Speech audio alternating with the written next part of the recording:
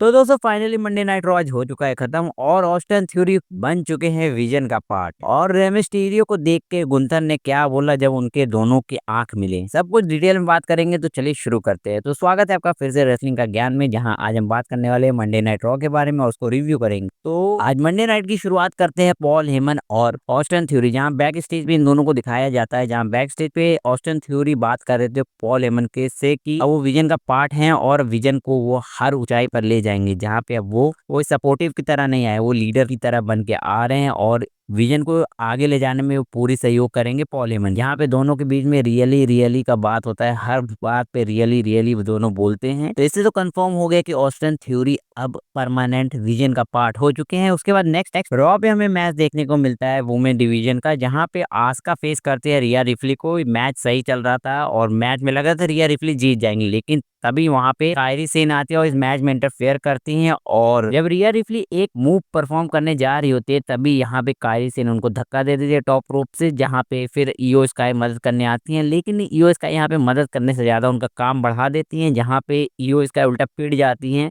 Kairi Sen से। जहाँ पे डिस्ट्रैक्शन हो जाता है रिया रिप्ली के लिए, वो उनको देखने जा रही हो। तो उसके बाद यहाँ पे क्या होता है, रोल अप करके आस्का इस मैच को जीत लेती हैं। तो यहाँ पे WWE की स्टोरी लाइन बिल्ड करने की कोशिश कर रही है। रिया रिप्ली ईओ स्काई यहाँ पे वो हो सकता है टैग टीम डिवीजन में इंटर करें, जहाँ पे ये दोनों आस्का और कायरी सेन से लड़े टैग टीम चैंपियनशिप के लिए और जीते भी। तो ये देखना होगा कि कब होता है, हो सकता है रॉयल रंबल के अंदर कराया जाए इस मैच। अब हमें यहाँ फिर से बैक स्टेज ले जाया जाता है, जहाँ पे हम देखते हैं ब्रॉन्सन रीड और ब्रॉन ब्रेकर एक दूसरे से बात कर रहे होते हैं। वहीं पे पॉल हेमन आते हैं, जहाँ पे ब्रॉन्सन रीड और ब्रॉन ब्रेकर आज फेस करने वाले सीएम पंक और रे मिस्टीरियो को। लेकिन यहाँ पे पॉल हेमन कहते हैं कि ब्रॉन ब्रेकर तुम नहीं जाओगे, की जगह ऑस्टिन थ्योरी जाएगा ब्रॉन्सन रीड के साथ, क्योंकि तुम अब बहुत बड़े सुपरस्टार बनने वाले हो, जहाँ तुम्हें रेसलमेनिया को मेन इवेंट करना है। तो ये छोटे मोटे मैच नहीं लड़ोगे। जहाँ पे आज ऑस्टिन थ्योरी को चांस मिल लेता है इस चीज के लिए। और ब्रॉन ब्रेकर कहते हैं फिक्र मत कर भाई, मैं तेरे साथ हूँ और हम दोनों साथ ही में रहेंगे, तू मेरा राइट हैंड है और मैं आसपास ही रहूंगा मैच की। तो यहाँ पे ब्रॉन ब्रेकर अपनी इच्छा जाहिर कर देते हैं कि मतलब वो साथ है छोड़ने वाले ब्रॉन्सन रीड का। अब नेक्स्ट रिंग साइड पे हमें देखने को मिलती है बेकी लिंच, जहाँ बेकी लिंच आती हैं और अपना भाषण देना चालू कर देती है। पहले तो ऑडियंस को हमेशा की तरह करी आती हैं, सबको दोष दे रही होती है कि वो जो मैच हारी है उसमें WWE मिली हुई है, WWE के सब ऑफिशियल मिले हुए हैं। यहाँ पे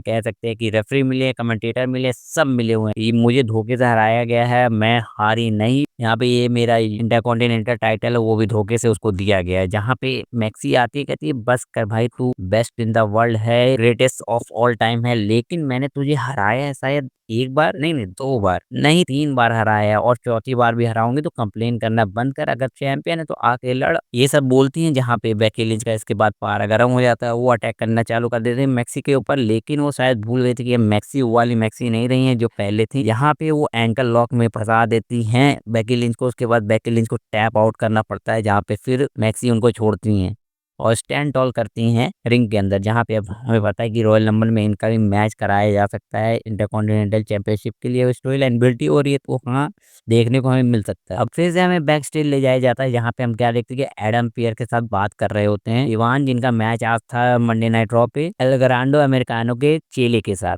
फिर वो वहां से चले जाते हैं। फिर हमें नेक्स्ट देखने को मिलता है कि यहाँ पे स्टेफनी वकैर होती हैं, जहाँ पे वो बात कर रही होती है कि लास्ट मंडे नाइट पे मेरे ऊपर अटैक हुआ, जहाँ पे निक्की बेला आ गई, तो मुझे ट्रिपल थ्रेट मैच दो, जहाँ पे मैं फेस करूंगी निक्की बेला को, रॉड्रिगस को, वो भी एक ट्रिपल थ्रेट मैच में। जहाँ पे एडम पियर इस चीज के लिए हाँ बोल रहे हैं। तो नेक्स्ट वीक हमें देखने को मिलने वाला एक ट्रिपल थ्रेट मैच, वो भी वुमेन्स टाइटल के। अब हमें नेक्स्ट मैच देखने को मिलता है इवांस वर्सेस एल ग्रांडो अमेरिकानो के चमचों के साथ, जहाँ पे इस मैच में इवांस काफी आसानी से मैच को जीत लेते हैं। कोशिश तो करते हैं यहाँ पे अमेरिकानो चीटिंग कराने की, लेकिन ये चीटिंग काम नहीं आती, क्योंकि अभी मेन रोस्टर पे आए हैं एनएक्सी से सीधा इवांस रॉ के ऊपर। तो ऐसे में उनको अभी तुरंत हराना ये अच्छा डिसीजन नहीं हो। फिर हमें शो पे नेक्स्ट निकी बेला देखने को मिलती है, जहाँ पे निकी बेला बताती है कि नेक्स्ट वीक वो चैंपियन बनने वाली है, जहाँ पे वो ग्रेटेस्ट ऑफ ऑल टाइम है। उसके बाद कैसे वो वुमेन डिवीजन के लिए मतलब काफी मायने रखते हैं, ये सब बताती है। क्योंकि उनका भी हील टर्न है, तो वो अपनी बड़ाई यहाँ पे कर रही होती है, जैसा कि हमेशा एक हील टर्न वाला करता है। तो नेक्स्ट वही बता रही होती है कि मतलब वो नेक्स्ट वीक चैंपियन आपको बनती हुई दिखेंगी। पिछली बार उनको बेईमानी से हराया गया था, सर वही बातें करना जो हिल टर्न में होता है, तो वही सब कर रही थी। फिर नेक्स्ट हमें शो पे देखने को मिलता है लिव मॉर्गन और रॉक्सन पर्ज एक साथ आती हैं, जहाँ पे रॉक्सन पर्ज का मैच आज बेली के साथ था, तो बेली भी लायरा वेलकेरिया के साथ आती है। अब शो पे लिव मॉर्गन हो इस मैच में चीटिंग ना हो, ये कभी हो नहीं सकता। तो यहाँ पे लिव मॉर्गन रेफरी को डिस्ट्रैक्ट करने की कोशिश करते हैं, जहाँ पे रॉक्सन पर्ज को इसका फायदा तो मिलता है। वो रिंग साइड पे लिव मॉर्गन हो और चीटिंग ना हो, ऐसा कभी हुआ नहीं है। तो इस मैच में भी सेम वही कहानी करने की कोशिश उन्होंने की, जहाँ पे रॉक्सन पर्ज को एडवांटेज दिलाने के लिए वो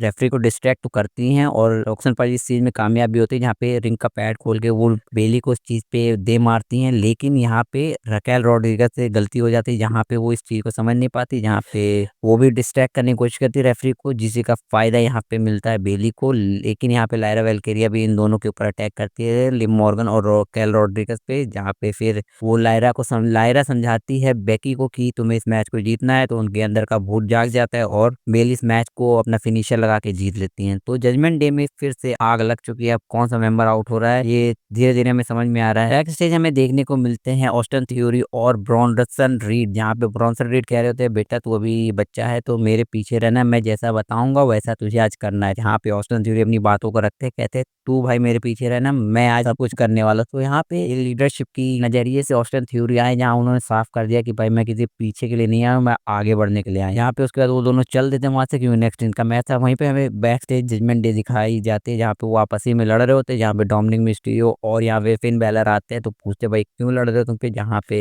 रकेल रॉड्रिगस कहती है अब मुझे अपने मैच पे ध्यान देने दो, मेरा नेक्स्ट भी मैच है। तो यहाँ पे लिव मॉर्गन सॉरी बोलती हैं रकेल रॉड्रिगस से। उसके बाद साफ पता चला कि रकेल रॉड्रिगस अपना रास्ता नापने वाली और इस सेगमेंट से हटने वाली, इस फ्रैक्शन से हटने वाली। देखते हैं ऐसा होता है कि नहीं। फिर नेक्स्ट हमें रिंग साइड पे देखने को मिलता है गुंथर, जहाँ गुंथर रिंग के अंदर आते हैं, और लेकिन ऑडियंस यहाँ पे बू कर रही होती है। एक सेंटेंस भी नहीं बोल रही थी, आज गुंथर को इतना मतलब बू किया गया, उनके नाम के कितने गंदे चैंट लगे। जहाँ पे सीएम पंक आते हैं, बड़े गुस्से में फेस टू फेस आते हैं गुंथर को, लेकिन गुंथर हमेशा की तरह कूल, एक हील टर्न जैसा फेस उनका है, जैसा मतलब पता है हील टर्न प्ले कर रहे हैं, उनको आता भी है निभाना कि किस तरीके से निभाना चाहिए। तो आराम से वो सीएम पंक के सामने हंसी उड़ाते हुए जाते हैं, एकदम मतलब मजे लेके जाते हैं सीएम पंक के, और यू कांट सी मी का जेस्चर भी दिखाते हैं। वहीं पे रेम मिस्टीरियो आते हैं, रेम मिस्टीरियो भी भैया यहाँ पे आते हैं, लेकिन गुंथर उनको भी हवा नहीं देते हैं, जहाँ पे उनको यू कांट सी मी करके चले जाते हैं। तो क्या यहाँ पे गुंथर रेम मिस्टीरियो को भी रिटायर करेंगे, क्योंकि वो भी अपने लगभग रिटायरमेंट की स्टेज पे है रेम मिस्टीरियो, तो क्या लास्ट मैच वही रेसल करेंगे रेम मिस्टीरियो से? बहुत कुछ क्वेश्चन है, तो ये आने वाला समय ही बताएगा। नेक्स्ट फिर हमें एजे स्टाइल भी देखने को मिलते हैं, गुंथर के सामने फेस टू फेस होते हैं, फिर से वही जॉन सीना का मूव करके मतलब सबको चिढ़ाते हुए, मतलब गुंथर जा रहे हैं, उनको पता है कैसे सबकी मतलब टांग खींचनी है, मतलब बिना लड़े बिना झगड़े बस एकदम स्माइल देके।